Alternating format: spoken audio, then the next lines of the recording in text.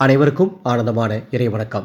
ஆன்மீக சிவ சொந்தங்களே, 48 நாட்கள் தொடர் மந்திர ஜபம் பார்த்துட்ருக்கோம். நாள் 17 23/11/2025 கார்த்திகை 7 ஞாயிற்றுக்கிழமை. நீங்கள் சொல்ல வேண்டிய மந்திரம் ஓம் கணநாதா போற்றிவோம், ஓம் கணநாதா போற்றிவோம் என்ற இந்த மந்திரத்தை ஞாயிற்றுக்கிழமையில் ராகு காலம் யமகண்டம் நேரம் தவிர வேறு எந்த நேரத்தில் வேண்டுமானாலும் ஏதேனும் ஓரிடத்தில் வடக்கு திசை நோக்கி அமைதியாக அமர்ந்து முதுகுத்தண்டை நேராக வைத்துக்கொண்டு 108 முறை முழு பக்தியோடு சொல்லுங்கள். மனதிற்குள் நிச்சயம் உங்கள் வினைகள் யாவும் விலகி ஓடும்.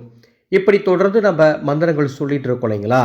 இந்த மாதிரி 2026 ஆண்டு முழுவதும் தினமும் நீங்கள் சொல்ல வேண்டிய மந்திரம், காலை மந்திரம், இரவு தூங்குறதுக்கு முன்னால் ஒரு மந்திரம் சொல்கிறதுக்கு அது, மற்றும் ஒவ்வொரு நாளினுடைய ராசி பலன், திதி, நட்சத்திரம், நல்ல நேரம், ராகு காலம், யமகண்டம், சந்திராஷ்டமம், அன்று என்ன வீட்டில் நெய்வேத்தியம் வைக்கணும், எந்த சாமியை கும்பிடணும், என்ன பலன் கிடைக்கும், இது அத்துணையுமே தினம் ஒரு மந்திரம் 2026 என்ற ஒரு வாட்ஸ்அப் குழு அமைத்து சொல்லித்தரப் போகின்றேன்.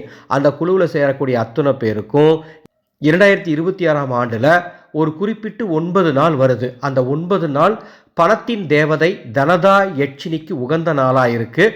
அந்த அன்னைக்கு எப்படி பூஜை பண்ணணும், என்ன பண்ணணும் அப்படிங்கிறதையும் சொல்லித்தரப்போகிறேன். டிஸ்பிளேயில் எனது வாட்ஸ்அப் நம்பர் இருக்குது. அந்த வாட்ஸ்அப் நம்பருக்கு தினமொரு மந்திரம்னு மெசேஜ் அனுப்புனீங்கன்னா இந்த குழுவின் கட்டண விவரங்கள் தருகின்றேன். ஆனந்தம் மலரட்டும், ஆனந்த ஒளி பரவட்டும்.